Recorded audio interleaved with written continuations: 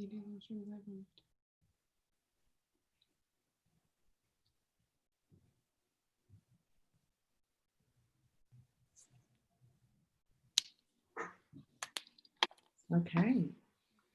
I believe I see Santiago. Hello, everyone, and welcome to the 14th Annual Buffalo International Film Festival. I am Anna Chimay. I am the interim director, and also hearing myself in feedback loop. That would be the third time. Yes, hi, I am Anna Chimay for the third time, the interim executive director of Buffalo International Film Festival. Real quickly, I just want to acknowledge we are here in Buffalo, which is Haudenosaunee territory. This was traditionally Seneca land. We are incredibly grateful to be here. Now, I also want to acknowledge our fabulous sponsors, our generous sponsors, without whom none of this would be possible. First and foremost, and most importantly, New York State Council on the Arts, the Electronic Media and Film Program, with support from Governor Andrew Cuomo and the New York State Legislature. I'd also love to thank Erie County, our home county, the city of Buffalo, New York, especially the Delaware District, our home theater, the North Park Theater, the gorgeous Art Deco Theater that we can't wait to get back to. Thank you so much for your continued support and your beautiful marquee. Birchfield Penny, Hallwell, Squeaky Wheel, Film and Media Arts Center. Lelena is our media sponsor who made our beautiful website. The Consulate General of Canada in New York. Thank you so, so much, as well as the National Film Board of Canada, who sponsored our incredible decolonial spotlights. The Aubrey Knox Art Gallery, Buffalo Toronto Public Media, Lipsitz Green, Chimay and Cambria, Media Arts Assistance Fund via Wave Farm, and again, NISCA, Give for Greatness, Art Services Initiative of Western New York, the Arts Access Program, Canisius College, 1120 Projects, and Whitland Cane and Dry LLP. Thank you so much, all of you. And thank you so very much to everyone that's here right now. We have some amazing people from one of our very favorite films in the festival, How to Overthrow the US Government Legally. If everyone wouldn't mind just going around and introducing yourselves, I think it would be wonderful. Maybe we'll start with Kavi, if he doesn't mind. Hi, I'm Kaveh Zahedi. I was the teacher. How about Violet next? Hi, I'm Violet. I was a student. Hi, I'm Santiago, also a student. I'm Haley. And I'm Bennett. And we were also students. Great. So I guess I'll kick it off with the first question. You're looking through the course registry at the new school, and you see a class called How to Overthrow the US Government Legally. Why would you enroll in that? You want to? Well, I guess. Oh, you can go, Santiago. I was just going to say, who doesn't want to overthrow the U.S. government? But I think a lot of us knew, or speaking for myself, I knew Kaveh. I had taken classes with him before and seen his work before, and was kind of already planning to take another class with him. And when I learned that it was going to be that we would be staging a coup, I kind of it was perfect. It was kill two birds with one stone. Yeah, I had seen like a screening the year before of like the show about the class. And after I saw that like screening and they did the Q&A, I knew I wanted to like be in one of his classes. And then, yeah, like Santi, it was like an added benefit to also like have someone from the Yes Men teach as well. I think same for us. I think we definitely went into the show, or the class and the show, focusing more on like the actual web show production aspect of it. But as everything went on, we're very excited to also overthrow the government, or try. Yeah. Yeah. Was that a hard sell, Kavi, to the administration that we were going to offer this class? And was that the official title of the class, or was it? Well, the title didn't have legally in it officially. I mean, originally, and they basically said it's against the law to advocate for the overthrow of the government. It's treason. And they cited the passage in the law books, and they said, you can't do that. And so then somebody suggested we say legally, and then they said, okay, fine. So this was, I guess, always a production-focused course, and Yeah. Gotcha. So I'm curious though, and we were talking about this a little bit before we started. A lot of professors do, maybe they'll use their students as a source of labor, in a research university. That happens all the time. And so you and Jacques really created a generous collaboration with your students. And I'm just wondering how, you started to structure that and how that kind of came together as the class and the project evolved. Well, this was the 4th time I had taught a class about a web show where we make a web show about the class. And it just became, well, it seemed obvious that, if everyone was going to pitch in, everybody should, co-own it, and it should be cooperative. It was just tricky to figure out the exact terms, which I think it was in the film, right? I don't know, it just seemed like common sense way to do it. I'm wondering if I can just really quickly do a screen share. I would love to just show about 2 minutes from the film quickly to give the audience here a little taste of what to expect in a clip that John and I both really, really loved for many reasons. Is that okay with everyone? Of course. Okay, cool. I'm gonna have to do it through the back end of Eventive, which I also apologize for, but we actually don't have a copy of the film outside of what we were sent as a screener and that. So one moment, please. It's all very secure, all watermarked. Yeah, except that you can screen share to whoever on YouTube. So here, welcome to my organized chaos. Oh, come on, there we go.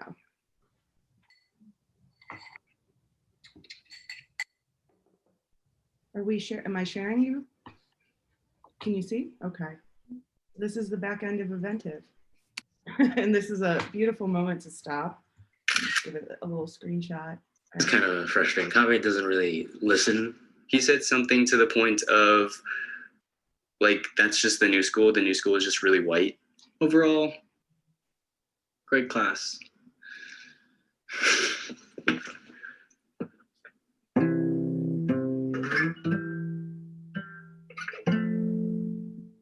So last week's class began with an altercation. There was a big altercation with our camera address room. The room that I guess Kaveh has historically used for the camera addresses had been checked out by this jazz student that we didn't know, and he was refusing to vacate. There's 16 people in this class who need this room, and then there's you who needs this room, right? So Yeah. How do we deal with this? Kaveh and others were trying to appeal to him. They were trying to appeal to some higher authorities. I can get the manager if you want. Equipment center people got involved.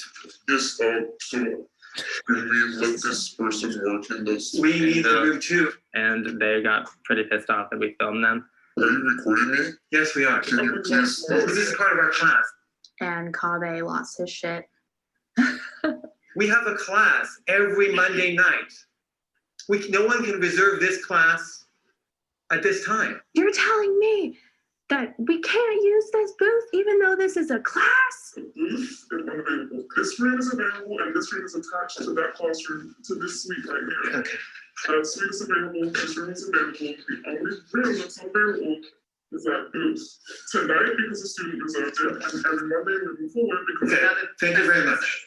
It went nowhere. It was a very good introduction for the students who've never had a Kaveh class before. I just feel like it's like choking me, like coming to this class. It stresses me out so much. The only way that I thought I could calm down was I took an edible.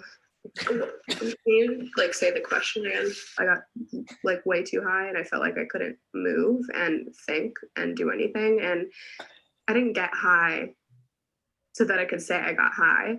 I got high because this class stresses me out so much and I didn't know how to handle it other than to get high before. The rest of the class was pretty much spent debating what we should actually do. So we're talking about like what we're going to be talking about. So I'm sorry if that was like a super embarrassing or weird clip to pull. It does not kind of embody everyone as a character or a fully fleshed out human being, which you do see more of. And I think that that's one of the successes of the film, is that, again, we feel very intimately connected to all of you and your process. And I think it's really wonderful because those of us that went to art schools or film schools have a sense of what that process is, but it's kind of like mystified for everybody else, like what goes on at the new school. At UB, probably less people wonder, but some do, I'm sure. So I think it's really lovely. I also think it shows how vulnerable and candid you all are with each other, and how you're able to poke fun at yourselves. I mean, clearly, I'm assuming that you all kind of edited this piece together, at least conceptually, at least in terms of looking at screenings and cuts. So I guess I'm hoping that everyone can just kind of talk a little bit about what this environment is, this like art school film / web series production class, and also, yeah, like what is your post project, or what is your post process after this? And then we'll follow up with just a question about how did everything turn out in that moment after you all got in trouble for double booking. And I just want to make a quick observation that I thought it was hilarious that jazz student and blocked out facilities manager are both wearing the exact same shirt and kind of like have this like fascist like matching by accident that's occurring. And not to poke fun, I'm assuming the jazz student's pretty cool because we can see his face. No, well, you know, like cool enough to go in the movie. So that's something. Anyway, so I'm gonna let you all talk. If you want, I can roll call too. I know this is kind of like an awkward format to pop in, but whoever wants to talk whenever is kind of the way. I guess we can talk.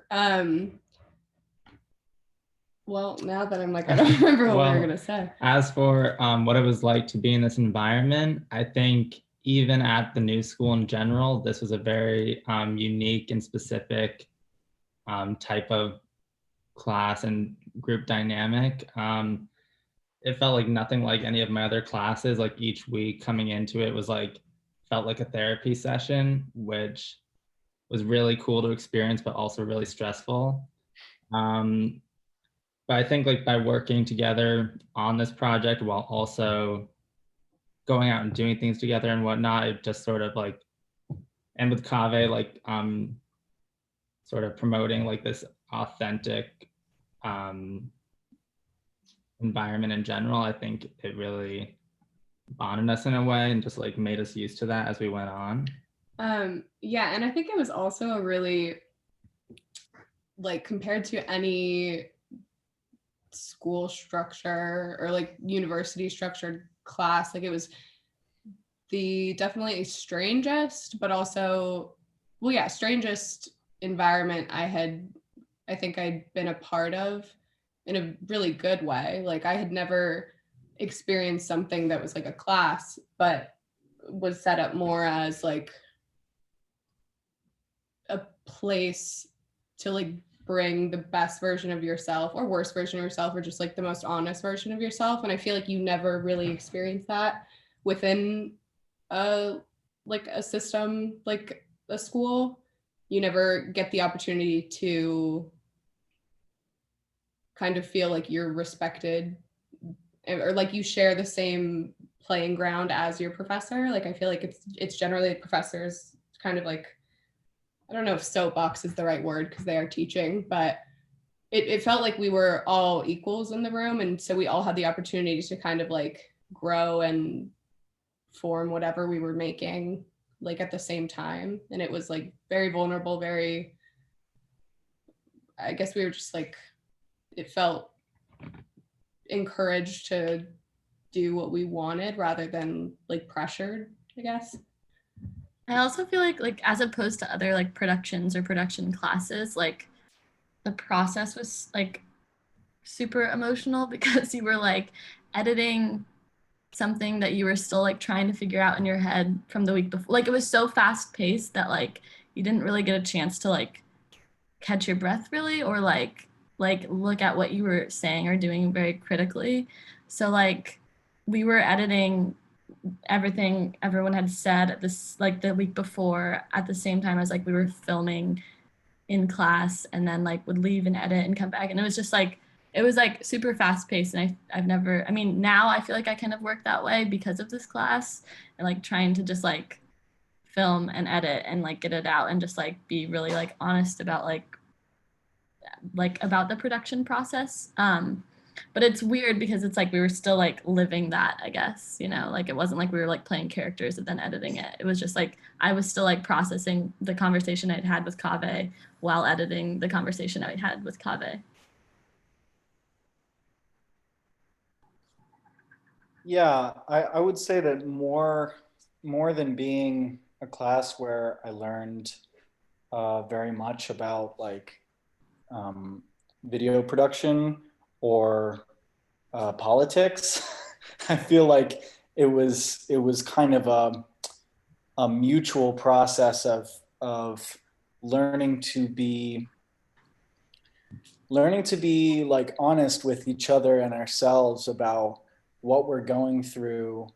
And I mean, it helped that we had this lens of like political crisis, that everyone was like really freaked out and unhappy all the time anyway. But, you know, then trying to figure out like, as artists, how do we deal with these feelings? What even are these feelings? How do we express it in a way that is helpful to the world and not, you know, just an indulgent circle jerk is a term that comes up a lot in the film.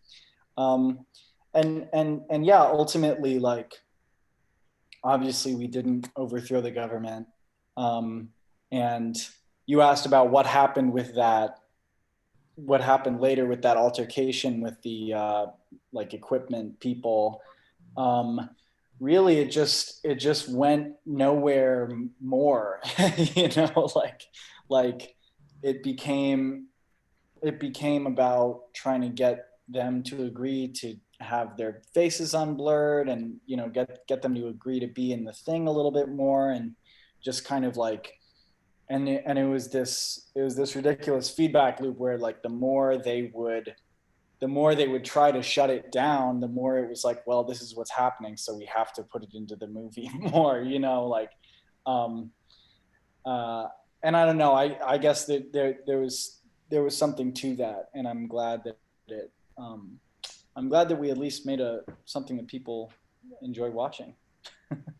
Absolutely. No, it's reminded, I know Anna and I, of our time working with Tony Conrad at the University of Buffalo, and that you would go to class and there'd be times where maybe you'd want to learn a skill or something like that, and you wouldn't get that. You would instead have this, you know, maybe it would be a class where things wouldn't happen, and then there would be an aha moment the next time around that would really sort of like change your life, or an epiphany. And I'm wondering if there was anything in that process or any favorite memories that you have of the class that maybe didn't make it into the feature film.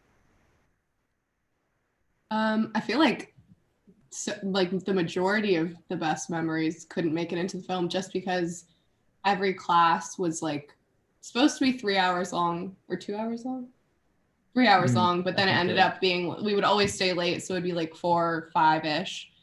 So just like the actual show was only like a very minuscule part of what actually happened. And I would like, we have it all recorded. I would love to make a film that's just everything that actually happened, but yeah, it's hard to fit like all the treasured parts in a cohesive, like coherent piece. Yeah, I feel like my like favorite part of class was like getting a drink after. At the water fountain. Well, and a drink. Oh, getting that kind of drink, got it. But also, I feel like there were a lot of moments at the water fountain, honestly. There were, like, in between, we would have like breaks in between class, and we would all like be either like super emotional or happy or pissed or whatever, and we would go to the water fountain and just be like, what the fuck happened? Like, yeah. kind of gossip about what was going on. It was a very like introspective time in our lives, and it's interesting that it's all on film, because now it's been 2 years since that's happened. So it's like looking back at these versions of ourselves that have also been edited so that we like are boiled down to like a character arc, you know? So it's very interesting to reflect on. And I think it's got to be strange to be building your own character arc as well. Talk about holding a mirror up that no one wants to look at. But it seems like really lovely, and like perhaps like a whole community kind of developed out of this class, or at least that's how you leave the audience kind of feeling at the end, when, you know, without spoilers. But it seems, yeah, that you kind of reach conclusion for your quest of how to overthrow the U.S. government in a really, I think, personal and important way. And I don't want to spoil any of those moments, but are you all still in touch? I'm assuming, you know, Bennett and Haley are literally right there. Yeah. There. Are you still collaborating and communicating 2 years later? And kind of what's everyone up to now, including you, Kavi? Are you still teaching a class like this? During the pandemic, I'm not. And also, I kept getting in trouble with the university for pissing everybody off all the time. So I kind of took a break while I was being reviewed or renewed. So I probably will teach one again, because I have like another 3 years on my contract before they can fire me, I think. Well, I hope they don't. New School, if you're listening, you have a gem, and not to call it a human being a gem, but I would love to take that class. Yeah, they're not listening.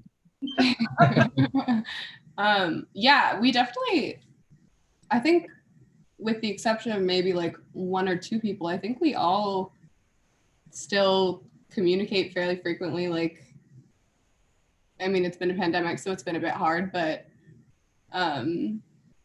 it feels like, I mean, we obviously chose to be in the class, but it feels like a family in the sense that like we didn't necessarily choose these people, but they are still a very big part of our emotional lives. Like everyone in this class like definitely took up a bit of my like love whatever meter in my heart, so I don't like, they'll always mean something to me. But I think most of us stay in contact like fairly frequently. Yeah, it's also interesting to see like the people I didn't know before I came into class, like Haley and Bennett. I'm like super close with them, and like Ida Bell, like I talk to every day, all the time. But then it's like weird too, because like I went into class knowing August, and August and I like auditioned together, and then our relationship like really wildly changed because of the class. And like now we are still really close, and like we make a lot of work together. But yeah, I like kind of added some bumps to like relationships I had previously. Great. I'm curious though, because the of course the title "How to Overthrow the U.S. Government Legally," and in terms of nowadays, it almost feels like the U.S. government's about to overthrow itself in a lot of ways. And so I'll ask this to Kavi and the whole class. What are some strategies that you envision, or you see, or work that you're making that kind of pushes back against what we're seeing: fascism, racism, other issues that are in the culture? I know this was made 2 years ago, and I think those things have accelerated and become more relevant and horrifying, frankly, nowadays in 2020 and a global pandemic. Yeah, I don't know how to stop what's happening. Really, all I think I can do is just sort of be honest and sort of make honesty kind of an ideal that people should maybe strive for, make it seem like something that's worthwhile. Because I think fascism is kind of predicated on dishonesty. Like, you know, you have to, certain lies are necessary for fascism to exist. And I think we live in a world that is so mediated by fakeness, by bullshit. And, you know, of course, with Trump, it's become just like so much more than even before, when it was already pretty stinky. So I just think, I mean, I don't even know how to think about it. It's very upsetting, but I think in my thinking, that's like what I can contribute on how other people feel. Yeah. I just to kind of bounce off that, I think kind of boiled down like what the point we got across of our film was, that the most honest way, I mean, like how 12 people can't overthrow the US government in college, but we did learn that, you know, opening yourself up, being the most honest that you can be, putting other people kind of like thinking of other people before you're just like looking out for yourself. I think that definitely like helps me navigate through everything happening right now. Just because like it's very based in, do you care about other people than like other than yourself? And I think that this show is like a perfect example of the ways that that can help change or enact change. Yeah. I also think like obviously we can't change everything overnight on our own. So like in the way that we sort of challenge the new school system, this kind of taught me that maybe do things that you can change and that are tangible on a smaller scale level in your life, like community scale. Yeah, community scale, not just personal, but Yeah. what can you do that's actually tangible right now? So Awesome. I was wondering if we could talk about the physical film, this sort of, I guess, artifact of this time, and how this kind of came together in the process of collaborating. There's, I guess, officially 2 directors credited, but it seems like this was a collaboration in getting this feature film. It premiered at Rotterdam earlier this year, and we're hosting the U.S. premiere, sneak preview, if you will, in Buffalo, and we're very honored by that. But how the kind of morphed and came together over that process, and either in class or outside of class, and the life that it's taken on, I guess, 2 years later. Does anybody want to answer that? Or, Hey, Kava, you could talk a little bit about how you, I guess, kind of shepherded the project, and then where it went from in terms of the collaboration.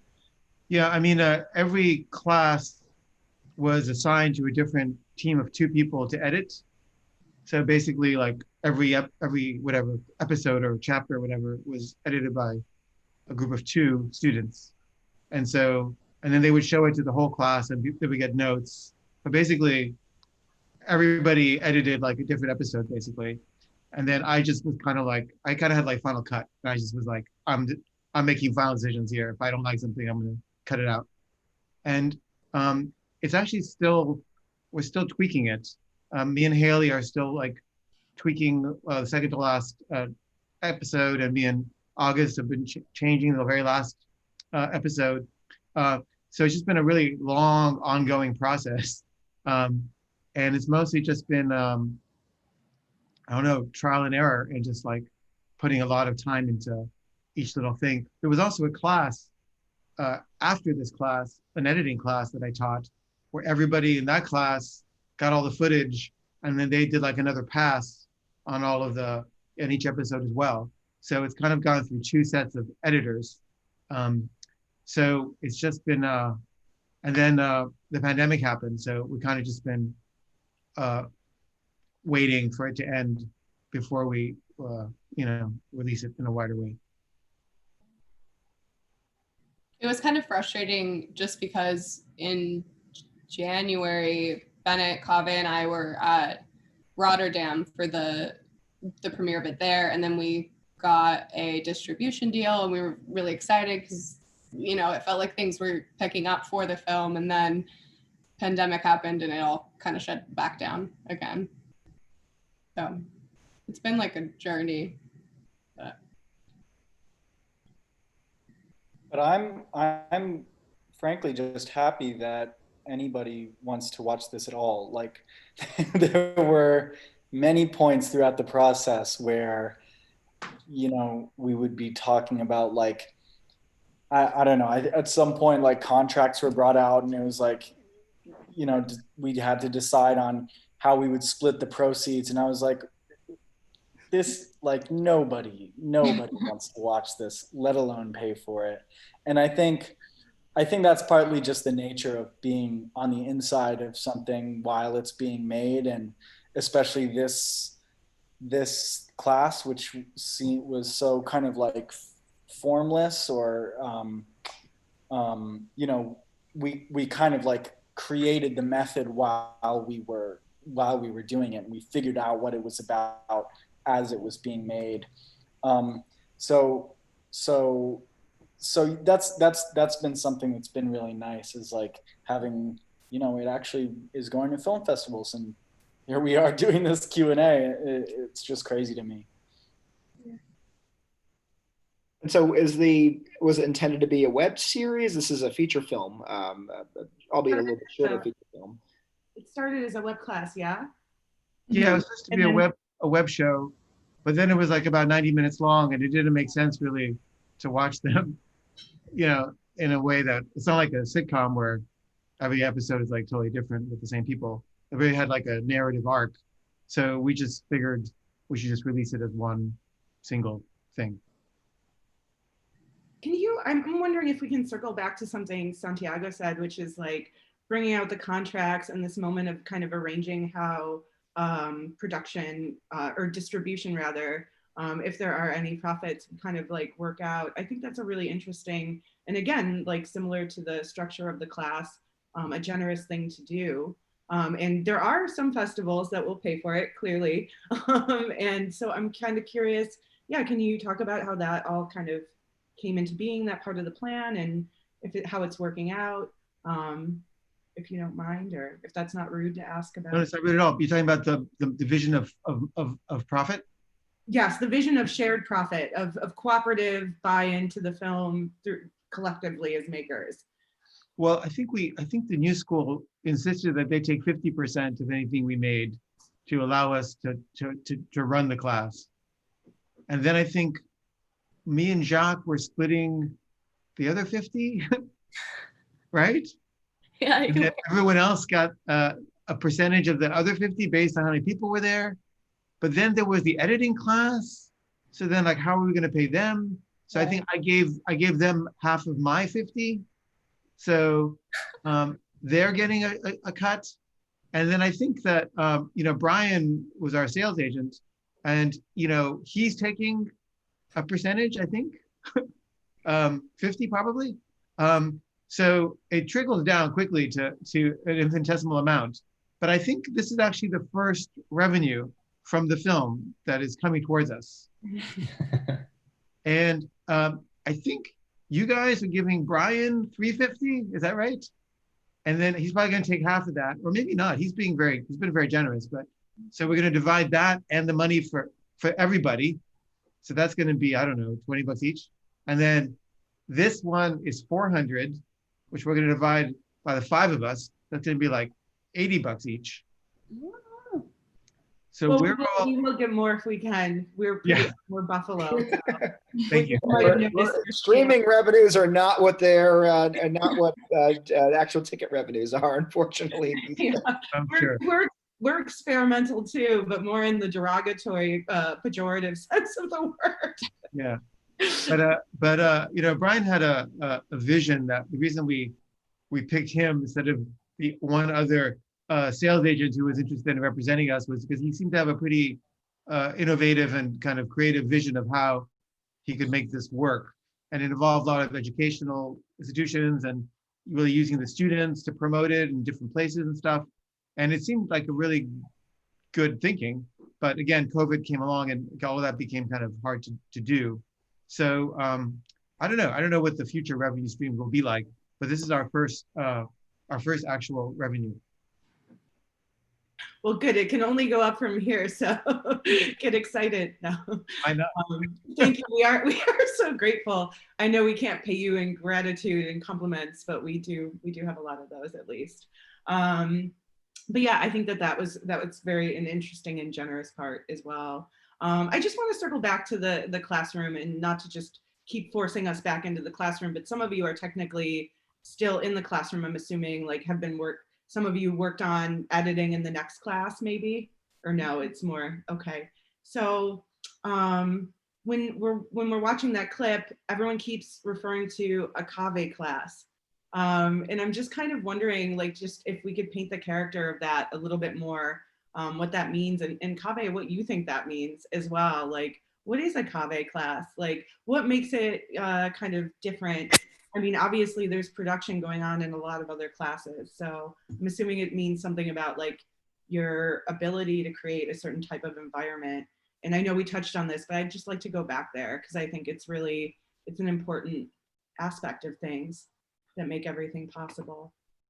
I mean, he's definitely like notorious at the new school. Like I heard about cave classes like my freshman year, and like just when I was like doing my film production minor, like people would mention like class shows or like drama that was happening in class shows or had happened or that kind of thing. And then I mean, I think a lot of people watch the show about the show. At least that was like kind of my introduction, because I was like, I'm not really sure. It's like so hard to explain. Like it's a show about a class that's like currently happening. It's like kind of a weird thing, like concept to explain. But I remember watching the show about the show and then being like, I want to make that. Like I want to be in that. And like, yeah. And then I just remember like when I was in the class, I was like, I have to be in another one of these classes. And then I took the personal documentary class this like past year. But yeah, I don't know. It's just like, it's like full of like actual real life drama. So I feel like everyone who does film at the new school, like that's like the biggest topic. I don't know. Yeah, I would say that this ideal of radical honesty, which is sort of like the maybe one of the through lines in Kave's work, if I can speak so critically,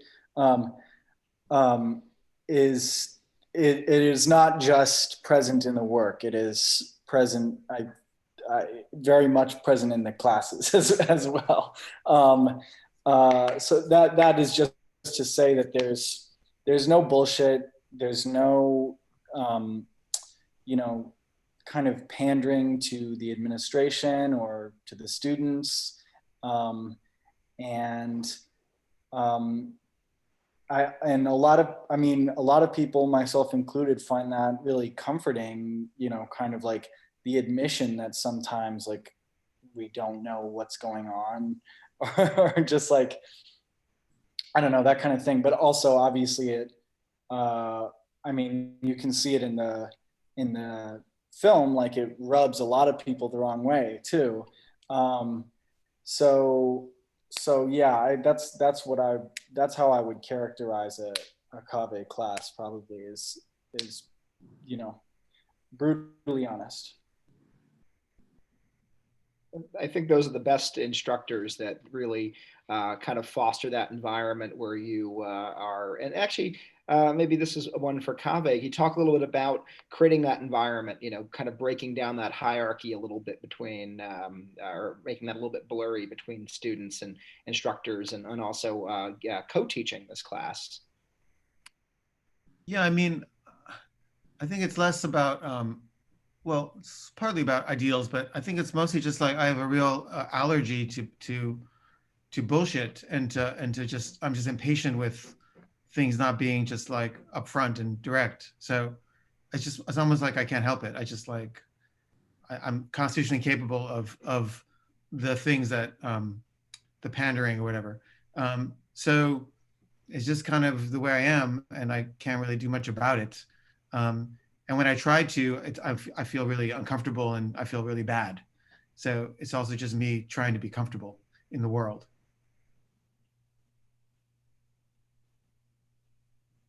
Great. Can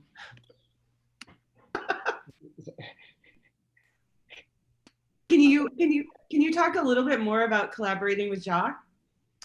Yeah, I had met Jacques. He had come to my class a few times as a guest speaker. I'd shown some of the Yes Men films, and I really, really liked him a lot. And we were talking about what to do about, after Trump got elected. And we just were both like, I just feel like he would know. He doesn't know, but I thought he would know what to do. And it would be fun to teach a class together. So we decided to do this. And I think it was really nice to have a co-teacher and not to be able to process, like the students needed to process every day afterwards, and they needed to drink and talk. I needed that too, because it was hard on me also emotionally. You know, people were mad at me all the time, and it was like a lot of stress. And but I think people saying this in the film, like I've always would basically override Jock, and some people were like, why has he get to decide that? And I don't know. I just felt like I taught it before, and I knew what I was doing better. But also, I think Jacques had a very different attitude towards editing. Like I don't know what to call it, but I think I'm a little more perfectionistic than he is. I think he was satisfied with the cut being a certain way, and I wasn't. So I was always like pushing to go further, to do more, to redo it, and he was just kind of like didn't have the patience for that. So just for that reason, also, I think I sort of took the reins and just sort of like led the horse to where I felt it needed to go, because he felt like it was fine where it was often. And also, I don't know, he comes from a different background. He's kind of got a more political background, and it's almost more like journalism, like the kind of editing he does and the kind of, you know, video stuff he's done is more like, you know, it's activism. And, you know, I come from an art background, and I'm thinking, you know, like I'm thinking about posterity. I'm not thinking about the now. And he's sort of thinking about the now. And there's that, you know, famous quote by Ezra Pound where he says, poetry is news that stays news. So I'm always pushing to make a film that will stay news, whereas I think Jacques is just trying to change the news cycle, you know, with the thing. So we have a very different, you know, approach. And so there's that. But, you know, we're still good friends. I just saw him a few days ago. It was really nice to see him. I think that's fascinating because there is that tension. I know in your work it's largely personal, and in his work it's is more kind of political activism, in a lot of ways theater. So that is fascinating that is something that does take place on screen here, and your students had a front row seat for that, I suppose. Yeah. It was also super interesting just because having one professor have such a definite, I'm like, that's not the right word. Maybe it is. I don't know.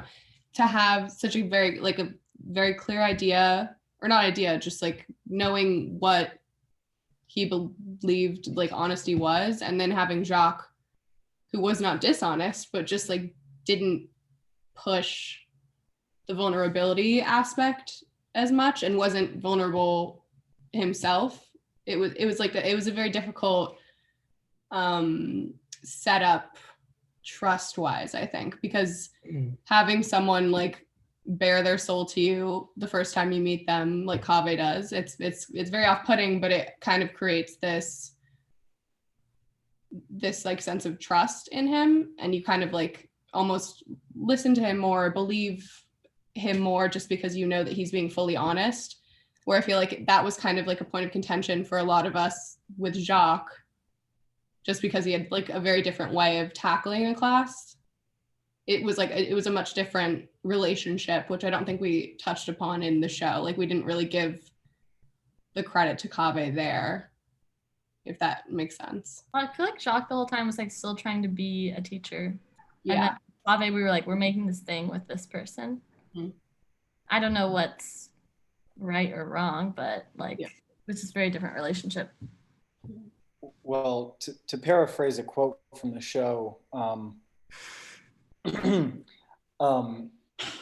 Jacques was trying to get us to overthrow the government. Kaveh was trying to get us to make a good web show.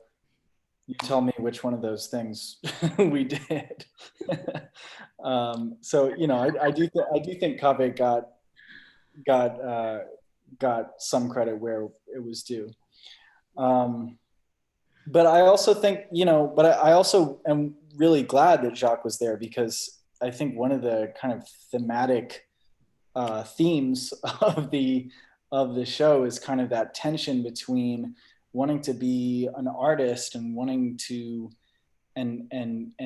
wanting to make work that is personal and intimate and true, versus wanting to change the world for the better, and kind of confronting the ways that a lot of that is like feels so kind of like impersonal and futile sometimes, you know, and kind of that, yeah, that back and forth of like trying to find a way to do both at the same time. And I do, yeah. And so it kind of worked to have Kaveh and Jacques as these two kind of representatives of those, of, you know, the different sides of what we were doing. I'll just add that I got the sense that Jacques was the more popular teacher during most of the class. You sensed incorrectly. No. I will say in the film as a viewer, I felt bad for Kaveh. I was like, he's being so wonderful. They're so hard on him sometimes. But you know, that is, I think when you feel comfortable, you can be critical. And when you start, you know, feeling comfortable enough to be honest, that's when you really push things out of yourselves that mean something on a really base level and can connect to people.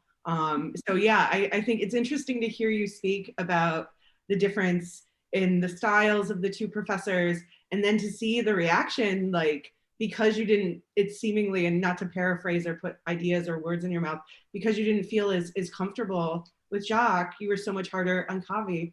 So the audience, from the audience, my audience perspective, I can't speak for the collective thousands that'll be watching it before 11:59 p.m. tonight on our Inventive channel. But to me as an audience member, yeah, I felt so much sympathy at certain moments for Kaveh, but like also just like it was very brave. And again, I keep using the word generous, and I don't mean to trivialize by going to the same word over and over again. But part of what I loved about this film was seeing this sort of exchange, this reciprocity at work, this giving and taking and receiving, and then it's moving around in a circle jerk, as someone so eloquently put it, in beautifully animated titles, by the way, with lovely musical accompaniment. So yeah, I think it's really, it's fascinating. I do love that all of you are able to be really so generous and so vulnerable, so honest. Yeah, and it's nice to hear you all say that it's because of Kaveh that was able to come out. Yeah. That wasn't a question. But maybe we should start working our way probably towards wrapping up. So let me just ask, what, I know it's the pandemic and like the world is over, it's pandemic apocalypse, but like, you know, long live film and art. Like, what are you working on right now? Or what are you thinking about working on that you should kind of get to when we hang up? I would love to know. I'm working on a claymation memoir TV show. Actually, I have here's a little person. I'm making like a, I don't know, like I finished, so I graduated in May, and my last semester I took personal documentary with Kaveh. And then after that, that's just like how I've kind of been making work, which just like, yeah, just all like memoir type like documentary stuff. So I'm making like a little claymation version because I was trying to like write it, act it out, and that wasn't really working. And I wanted to be a lot more like abstract. So I had done some claymation in the past, but I'm thinking of it more as like a life project because like I've done like 5 minutes in like 6 months. So it's not gonna be done until I'm like dead, but yeah. I'm gonna jump in and say I personally have had like an intense creative block since quarantine started, which isn't to say I haven't been working on stuff, but I've honestly been very like non-creative for the past at least like 5 months. I filmed a bit of like diaries, I guess, throughout quarantine, like every day up until May, but then it kind of just stopped. And I'm kind of grappling with being okay with not being creative right now and just like working towards finding a place that I want to, or like that I can pick it back up again, if that makes sense. Yeah. Bennett? Oh yeah, I'm in the same boat. I wish I could say I was working on something right now, but really hard to do anything much right now. Yeah, in theory I went to school for acting, and that's not really happening very much right now. But I kind of like to, or I kind of have a lot of different sort of creative outlets. I sort of go insane. I've also had a creative block, but I feel like not making makes me feel worse than like making stuff that's bad. So I've been trying to make a lot of bad, like be okay with just kind of making bad stuff, and trying new mediums, trying to make music, and trying to draw, and just kind of and writing too, like I don't know, just a bunch of dispersed little things that may not lead anywhere, but hopefully one day it'll pay off. I also forgot, Bennett and I just started writing music, which that is something. We're getting into that. That counts. We've been writing songs, that's fun. But not Yeah. film stuff right now, no. I'm trying to finish up the 3rd season of my show, trying to recut this thing. I shot a film in London recently with this woman I met online who lives in Berlin. We had like a romantic thing, but we couldn't meet because of COVID, but we could both meet in London. So we got a camera person to come, and we met for the first time and filmed our 2 weeks in London together. And I've been writing a book, like a journal of the year. And then I'm also doing a podcast. I'm doing 365 stories from my life, and there'll be like one a day that will come out in 2021. That's most of what I'm doing. That sounds awesome. Kaveh, if you could send me the podcast and whatever links are available, same with all of you, we'll pop them up on our social and stuff like that too, so that people can kind of look for what's going on now. Yeah, it sounds really great. All right, I know I said one more question, but maybe one more question that's been touched upon, but maybe in like the simplest form, you could tell us, what are you hoping that people take away from this film when they spend some time with it and leave? I think kind of for me, I think when people do watch this film, I like them to walk away with the understanding that, like what I said before, that like change comes from like caring about other people. And I think that's kind of the most important takeaway personally. Yeah, going off of that, definitely like empathy in general, but specifically, like there's so many environments in our life where we don't check in with people and take the time to ask people what's actually going on, like whether it's class or work. So I feel like just maybe asking like what's really going on, or checking in with people more. Yeah, I totally agree. That one of my favorite things about the show is kind of like, in the beginning, we're all, some of us knew each other already, some of us are meeting for the first time. It's like I stuttering. Just the process of like getting to know someone and like not liking them at first, and realizing that they're like a real like full person, the same level that you are, and the way that you resist that knowledge and that feeling, and the ways that we avoid checking in with people because it's like Pandora's box, and then the relief that comes after you actually open up, and after you listen, and the ways that can maybe affect political change, just that recognition of each other's personhood and each other's that kind of empathy and honesty, like the ways that can be something real and worthwhile. Yeah, I mean, yeah, I think just like I hope people think about like honesty and being honest in their lives. And like, I know I went into the class experiencing it being like, I'm a really honest person, but I think I was just like confrontational, maybe not honest.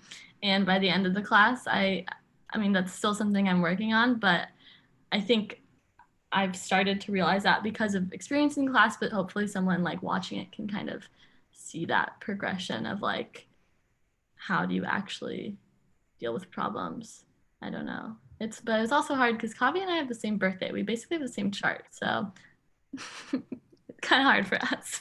But yeah, I hope, yeah, just like the value in honesty and like truth telling. I would say, and this is kind of true, I think, for most of my films, I feel like I'm trying to, I want people to, so a show about a class sounds kind of boring, I think. Like classes seem boring in a way. And I think the show is not boring. And I think I think all my work is trying to sort of show how things that seem boring are not boring if you just look at them carefully or openly or honestly. And so just like how incredibly complex the power dynamics are and the emotional fields that are at work and just the politics of just etiquette and diplomacy and just like the incredible complexity and richness of just daily interactions, I think is something that I hope people get from it. And also I think a sense of like the powerlessness that we all feel as individuals in this weird society where we all feel like we have no power. And how do we talk about that or process that? And what power do we have, if any? And also just a kind of like, and I think Santi said this, but kind of going from a certain set of assumptions about things and about people and realizing that they're often wrong. And like, I mean, I think one of the beautiful things about the film is that people get to know these people in the film, and there's a love that one feels for the gradual unfolding of these characters from the beginning to the end. It's such a enriched depth that happens for the viewer, and just to see how people have so many more levels of depth than we usually assume when we just see somebody. So I guess those are the things that I hope people get from it. Excellent. I think it was really an exciting film for us. I know Anna and I both watched it, and we were very nostalgic, of course, for our time at UB Media Study and the production work that we did there, often showing up to a class that was billed as a production class and getting off on a tangent and then having that aha moment when you see one of your classmates do something incredible or an incredible conversation that comes of it. So we're really honored and thrilled to have the film at the Buffalo International Film Festival. And thank you for joining us today for this conversation. It was equally as generous as the film. And thank you. Thank you guys. Thank you guys so much. Thank you so much. And yeah, just for scale though, we're nostalgic about a class from a guy who used to do a broadcast cable show called Homework Hotline, and we thought it was fascinating. Or Studio of the Streets, where he'd just stand out front of City Hall and ask people random questions. So I think, yeah, people, fans of the experimental approach, but beyond that, and I think what's really interesting about this piece is that yes, there is this development, you feel the growth, and it's wonderful. So we have a rich video art tradition here in Buffalo, and I think that's one of the reasons why we've been getting great feedback on the film from our audiences. They're really enjoying it. They do. They're loving it. So just know that. I know it feels like everyone's in a bubble right now, and you're like, why the hell did I do anything at all? Period. But it's being appreciated by those that are giving it a chance. So I hope a lot more people do, and I think they will. And we like all the cuts. And we love this concept of just these whips going through the festival circuit. We actually wanted to do a work in progress panel, but we just couldn't get our shit together in time. So maybe next time, because it seems like that's a really common theme and interesting. But anyway, we don't want to hold you any longer. You've been wonderful, you've been generous, and this has been an extreme honor and pleasure to speak with all of you. Thank you so much. Thank you so much. Thank you. Thanks. Bye, everyone.